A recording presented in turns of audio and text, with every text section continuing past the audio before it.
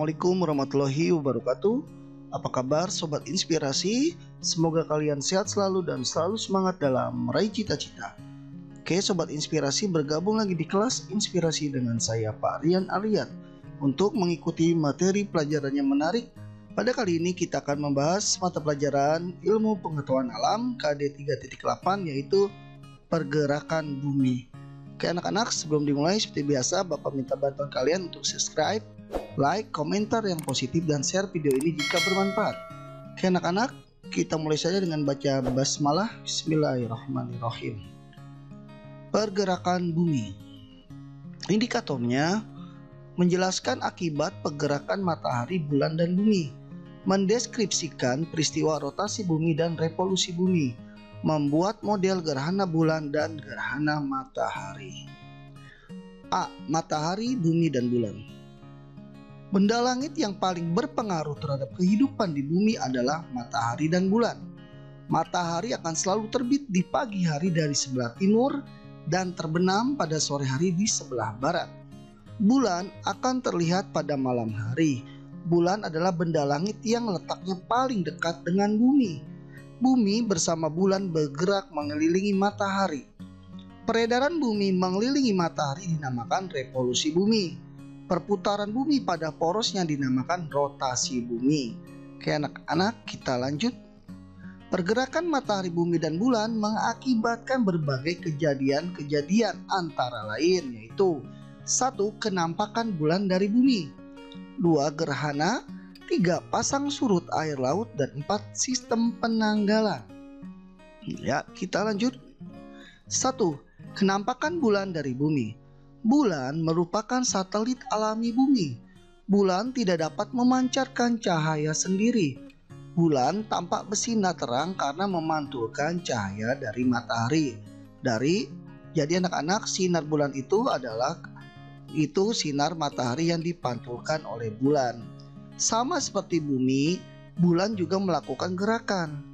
Ya, tapi bulan ini melakukan 3 gerakan sekaligus. Apa saja? Yaitu 1. Rotasi bulan, yaitu perputaran bulan pada porosnya. 2. Beredar mengelilingi bumi. Nah, ini revolusi terhadap bumi. Jadi bulan ini mengelilingi bumi. Ketiga, bersama bumi, bulan ini mengelilingi matahari. Luar biasa anak-anak bulan ini ya. Masya Allah. Jadi waktu yang diperlukan bulan untuk berotasi sama dengan waktu yang diperlukan bulan untuk berevolusi, yaitu 29,5 hari. Oke, paham anak-anak ya? Jadi ada 3 gerakan bulan. Oke, kita lanjut. Video 3 gerakan bulan. Ya, mari kita simak baik-baik. Berikut jenis gerakan bulan. Yang pertama adalah rotasi bulan. Sama halnya bumi dan planet lainnya, bulan juga berputar pada porosnya atau berotasi. Ya, ini rotasi bulan ya. Dapat dikatakan bahwa periode rotasi bulan sama dengan periode revolusinya. Hal itu menyebabkan permukaan bulan yang menghadap bumi akan selalu terlihat sama. Yang kedua adalah revolusi bulan mengelilingi bumi. Selain berputar pada porosnya, bulan juga bergerak mengelilingi bumi yang disebut revolusi bulan. Akibat revolusi, bulan akan tampak berubah-ubah jika dilihat dari bumi. Perubahan ini disebut fase bulan. Fase bulan dipengaruhi oleh posisi bulan terhadap bumi dan matahari. Yang ketiga adalah revolusi bulan mengelilingi matahari. Waktu yang diperlukan bulan mengelilingi matahari sama dengan waktu yang diperlukan bumi mengelilingi matahari. Dapat disimpulkan bahwa dalam 1 tahun, bulan hanya 1 kali bergerak mengelilingi matahari dan 12 kali bergerak mengelilingi bumi. Hal inilah yang menyebabkan ada 12 bulan selama 1 tahun di dalam kalender. Oke anak-anak, itu tadi video 3 gerakan bulan. Ya, kita lanjut fase bulan. Bentuk kenampakan bulan itu tidak tetap. Kenampakan bulan selalu berubah-ubah jika dilihat dari bumi, yang disebut fase bulan.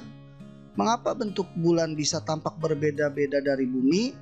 Yaitu karena kedudukan bulan terhadap bumi yang mempengaruhi kenampakan bulan. Lihat anak-anak ya, ini macam-macam fase bulan, bentuk-bentuk bulan. Ada bulan baru, ini pertama, lalu bulan sabit, seperti sabit, bulan paruh, terus paruh, bulan cembung, bulan penuh, balik lagi bulan cembung, balik lagi bulan paruh, lalu bulan sabit, dan kembali lagi. Nah, seperti inilah siklusnya. Bulan sabit semakin hari semakin menjadi lebih cembung, hingga akhirnya di hari ke-15 bulan tampak penuh. Hal ini disebut bulan penuh atau purnama. Setelah bulan penuh, hari-hari berikutnya bentuk bulan perlahan menjadi kembali ke bentuk bulan sabit. Setelah 15 hari kembali ke terbentuk bulan baru. Jadi siklusnya seperti ini ya. Oke, kita lanjut. Ya, kita saksikan saja video fase bulan.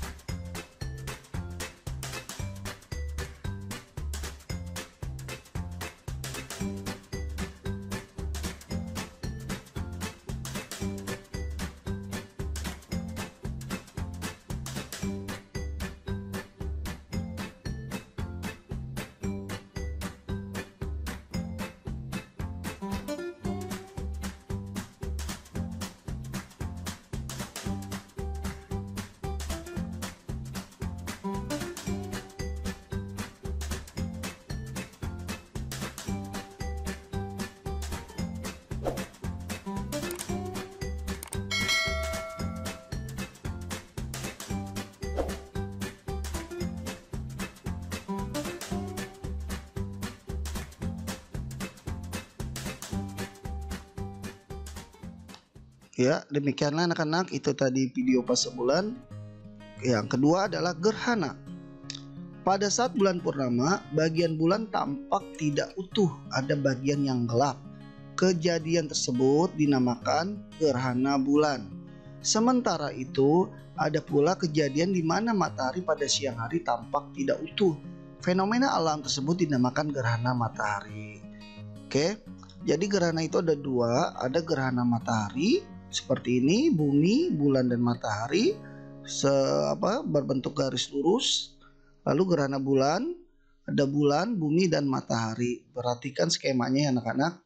Nah, nanti kita akan ada tentang umbra dan penumbra. Nah, biar kalian paham sebelum kita lanjut, umbra itu adalah bayangan inti yang berada di bagian tengah saat sangat gelap pada saat terjadi gerhana. Kalau penumbra adalah bayangan kabur yang terjadi pada saat gerhana. Ya, kita saksikan video gerhana. Semoga kalian menyimaknya dengan baik agar bisa memahaminya.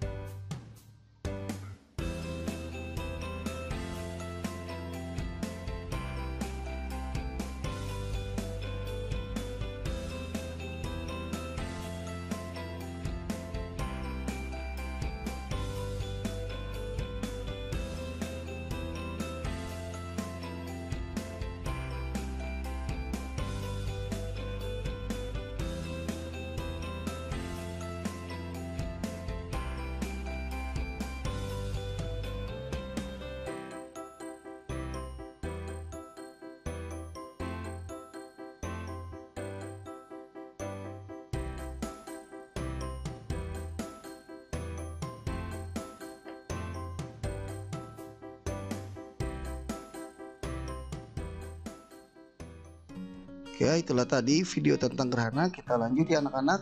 Gerhana bulan. Gerhana bulan terjadi ketika bulan, bumi, dan matahari terletak pada satu garis lurus seperti ini anak-anak ya. Bulan, bumi, dan matahari terletak pada satu garis lurus. Ini namanya gerhana bulan, ini namanya skemanya. Jenis-jenis gerhana bulan, pertama ada gerhana bulan total. Bulan berada pada penumbra. Lalu gerhana bulan penumbra, bulan berada pada penumbra. Dan gerhana bulan sebagian, bulan berada pada umbra dan penumbra. Nah, kita lihat gerhana bulan total ketika bulan memasuki umrah nih. Ya, nak. Posisinya ini matahari, ini bumi, dan nih bulan ini posisinya ada di umrah. Bayangan inti yang sangat gelap. Kalau penumbra bayangan kabur. Oke, kita lanjut. Gerhana bulan sebagian. Nah, ini terjadi ketika bulan memasuki penumbra. Nih, perhatikan anak-anak. Ini bulan dari umrah, dia berada separuh bagiannya berada di umrah dan separuh bagiannya berada di penumbra. Nah, ini namanya gerhana bulan sebagian.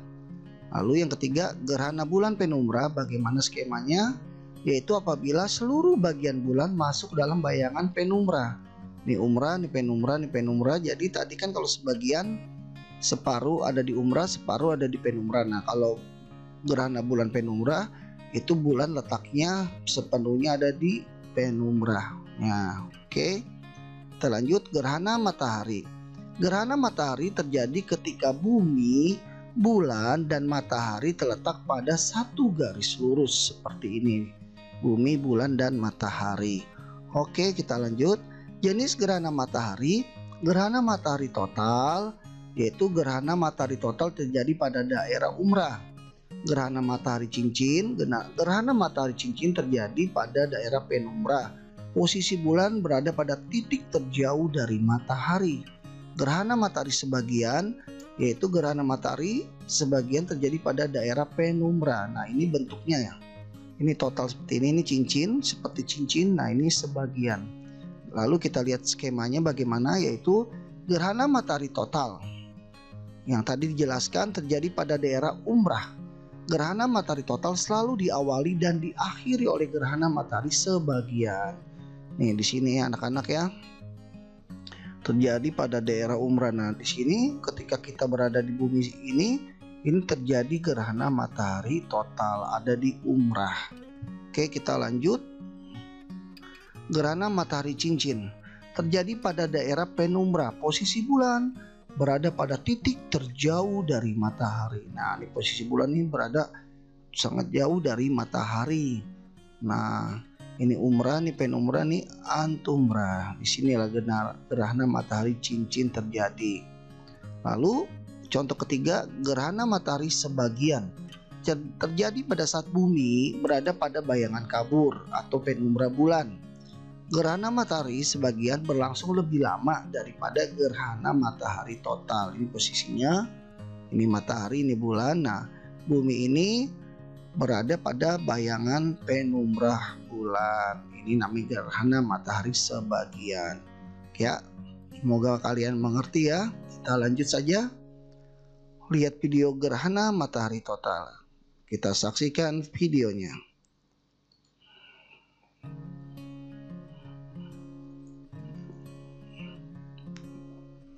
Ya, seperti itu anak-anak ya.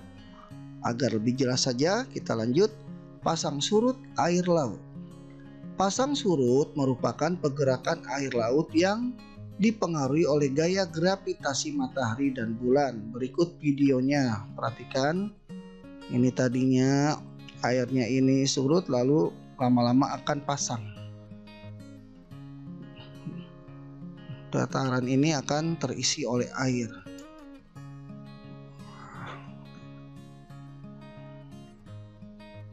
Ya, perhatikan anak-anak ya, lama-lama tertutup oleh air. Ini namanya pasang. Kalau kering namanya surut. Ya, bisa dimengerti ya. Ya, seperti itu. Lama-lama tertutup air semua, dia pasang naik. Oke, kita lanjut. Pasang perbani adalah pasang air laut pada kondisi pasang naik tertinggi atau pasang surut terendah. Terjadi ketika matahari, bumi, dan bulan berada pada garis lurus seperti ini. pasang naik tertinggi dan pasang surut terendah atau perbani. Ini matahari, bumi ini bulan. PN ini pasang naik, PS ini pasang surut. Pasang purnama adalah pasang naik dan pasang surut yang terjadi apabila posisi matahari dan bulan berada pada posisi tegak lurus perbani. Pasang naik pasang surut purnama. Ya, ini pasang surutnya, ini pasang naiknya. Oke. Pemanfaatan pasang naik dan surut air laut. Yang pertama yaitu pembuatan garam. Pasang naik ini untuk mengisi tambak garam. Seperti ini, air lautnya masuk, terkena matahari, lama-lama akan kering dan menghasilkan garam. Lalu yang kedua, nelayan mencari ikan saat pasang naik. Tuh, ketika air mulai naik, nelayan langsung berangkat menggunakan perahunya. Lalu yang ketiga, kapal-kapal besar dapat berlabuh di dermaga pada saat pasang naik. Lihat anak-anak ya, ini pada saat pasang naik dia bisa berlabuh. Perhatikan kondisinya saat pasang surut, tidak ada air. Ya, 4. Sistem penanggalan. Ada 2 macam sistem penanggalan. Yang pertama, penanggalan berdasarkan revolusi bulan disebut Hijriyah atau Qamariyah. Yang kedua, penanggalan berdasarkan revolusi bumi disebut Masehi atau Samsiyah. Oke. Penanggalan Masehi. Nama bulannya yaitu yang sudah kita kenal. Ini ya. Ini internasional memakainya seperti ini: Januari, Februari, Maret, April, Mei, Juni, Juli, Agustus, September, Oktober, November, Desember. Pada hari biasa itu jumlahnya seperti ini, totalnya 365 hari setahun. Tapi kalau kabisat perbedaannya di Februari, ini 28, ini 29. Terjadi itu 4 tahun sekali tahun kabisat. Di mana menambahnya di bulan Februari, jadi totalnya 366 hari. Lalu penanggalan Hijriyah. Nah, ini biasanya disebut Qamariyah atau bulan Islam ya anak-anak. Ada Muharram, Safar, Rabiul Awal, Rabiul Akhir, Jumadil Awal, Jumadil Akhir, Rajab, Syahban, Ramadan saat kita berpuasa, Syawal, Zulkaidah, Zulhijjah. Ini totalnya 354 hari. B. Rotasi bumi. Pergerakan bumi pada porosnya disebut dengan rotasi bumi. Waktu yang diperlukan bumi untuk melakukan satu kali rotasi yaitu 23 jam 56 menit 3 detik dan dibulatkan menjadi 24 jam atau 1 hari. Ya, kita saksikan videonya. Ya, seperti ini ya anak-anak. Bumi ini berputar pada porosnya. Yang terkena sinar matahari akan terjadi siang hari, dan yang tidak terkena sinar matahari akan terjadi malam hari. Oke, kita lanjut saja. Rotasi bumi menyebabkan terjadinya beberapa peristiwa, yaitu 1. Pergantian siang dan malam. 2. Gerak semu harian matahari dari timur ke barat. Gerak semu itu seolah-olah matahari bergerak padahal tidak, yaitu ketika terbit dari timur dan terbenam dari barat. Kalau kita lihat seolah-olah matahari itu bergerak padahal tidak, bumi lah yang berputar. Terus 3. Perbedaan waktu antara tempat-tempat yang berbeda derajat busurnya. Pembagian daerah waktu di Indonesia. Ya, waktu Indonesia Barat ini itu jam, misalnya jam 7. Pulau apa saja itu? Pulau Sumatera, Pulau Jawa, Kalimantan Barat, Kalimantan Tengah. Nah, ini waktu Indonesia Tengah, WITA. Ya, beda 1 jam. Dan kalau di barat jam 7, WITA Indonesia Tengah tuh jam 8. Kalimantan Selatan, Kalimantan Timur, Pulau Sulawesi, Bali, Nusa Tenggara Barat, Nusa Tenggara Timur. Lalu waktu Indonesia Timur, ini yang diwarna ini. Nah, bedanya ini 1 jam dari waktu Indonesia Tengah, tapi 2 jam dari Indonesia bagian Barat. Nah, setiap ini bedanya 1 jam, Barat dan Tengah 1 jam, Tengah dan Timur 1 jam. Tapi Barat ke Timur itu 2 jam, yaitu Pulau Maluku dan Pulau Papua. Kenapa bisa seperti itu? Karena Indonesia terletak di antara 95 derajat bujur timur dan 141 derajat bujur timur, sehingga panjang wilayah Indonesia adalah 46 derajat. Jika setiap jarak 15 derajat terdapat selisih waktu 1 jam, jadi 46 ini dibagi 3, jadi seolah-olah ini 15 derajat, 15 derajat, 15 derajat. Maka Indonesia memiliki 3 daerah waktu, yaitu Indonesia bagian barat, bagian tengah, dan bagian timur. Setiap jaraknya ini berbeda 1 jam, dari barat ke tengah, tengah ke timur. Tapi dari barat ke timur itu bedanya 2 jam. Oke, C. Revolusi bumi. Pergerakan bumi mengelilingi matahari disebut dengan revolusi bumi. Bumi membutuhkan waktu 365 hari atau 1 tahun untuk melakukan 1 kali revolusi. Ya, ini bumi mengelilingi matahari. Kita lihat saja contoh videonya. Seperti ini anak-anak. Ya, ini matahari. Ini bumi mengelilingi matahari. Ini namanya revolusi bumi. Apa saja akibat dari revolusi bumi itu? Yaitu perbedaan musim di belahan bumi utara dan selatan. Ada musim semi, ada musim gugur, musim dingin, dan musim panas. Terjadi perbedaan lamanya waktu malam dan siang hari. Perubahan kedudukan matahari atau gerak semu tahunan matahari. Oke anak-anak, itu saja.